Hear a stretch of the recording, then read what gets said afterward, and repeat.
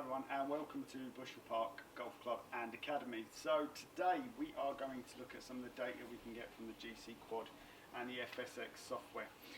So the FSX software has just been updated to the 2020 version, and with the 2020 version we get a few more challenges, we get a few more games orientated. There is a new glass ceiling or a glass greenhouse that you can actually start hitting balls out through to look at height control and things. So there's some interesting changes to the features as well as the graphics for the actual golf courses.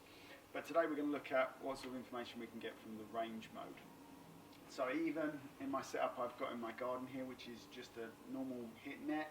I've got the GCQuad and I've got 30% golf balls, and the golf balls do make a bit of a difference to these shots. 30% balls will compress slightly differently, so they are going to travel slower off the club face, and they're also going to spin slightly differently as well. But for the sake of what I'm doing here, will give me enough information to look at what the ball's going to do, but the most important part for me is going to be looking at what the club face is doing, or what the club's doing itself. So on my club I've got 3 spots down the right side and 1 down the left side, sort of the hill side. And what they're going to do is they're going to allow the 4 cameras on the front of the GCQuad to actually look at what's happening through the golf club through impact.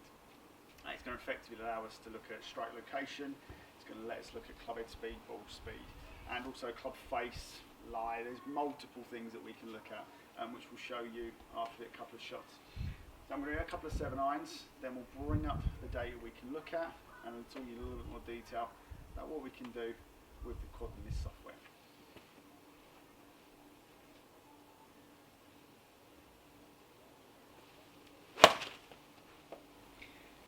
So one of the beauties with the quad is actually, even without the FSX software that we're running in our studio, and I've got set up on my iPad here, we can actually get a lot of information from the quad unit itself. So we can look at ball speed, we can look at club head speed, we can look at strike location, so ball speed, launch, side spin, back spin, strike location, club face, loft, angle of attack. So there's a lot of information that's actually gained from the quad itself.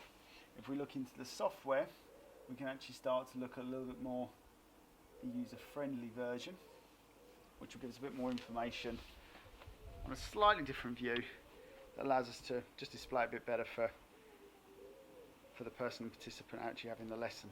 So we're going to take a bit more closer look at the detail from the FSX software.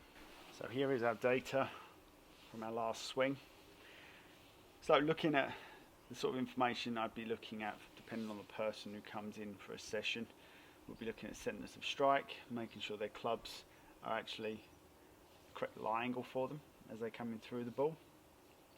We would look at things like angle of attack, we look at dynamic loft, we look at launch, backspin, so it depends on the ball that you're using, as well as their path and club face, which is these 2 elements just here. Now my bad shot has always been a push fade, so I generally do get the swing going in to out, so out to the right hand side, and if I leave this club face open, so that push fade starts to come in and cause me problems on the golf course. Generally it's only a bad shot I get with my irons. I don't necessarily get it too often with the driver, but the irons has always been the one shot that I'll always see come out if I'm to put a poor swing on it. So I work quite hard my swing directions, trying to soften that effect on that, as I generally want to hit a fade. So the open club face is an element that I would want to see for a fade, but necessarily the swing direction isn't. So I look to try and work that from an out to in swing path. That also helps me personally with the loft as I come through the ball.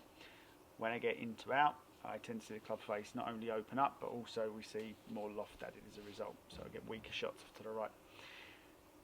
This is the sort of information we can get from the GCQuad. We can look at a multitude of shots, we can look at one shot, we can look at an average, we can look at the best shot against the worst shot, and we can also save the data, and so we can actually bring that back up to look at a later date for the individual, if they've done a particularly good swing, or if we've made a swing change, to see the effects that swing change has had on their shot.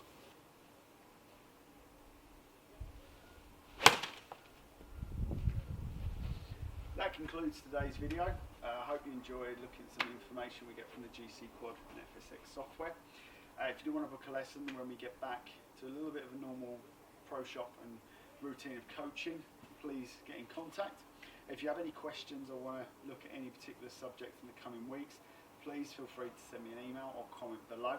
Be happy to send you any videos or give you some links to some good information that will help you to improve whilst we're all in lockdown. As always, stay safe and hope very soon. Happy golfing.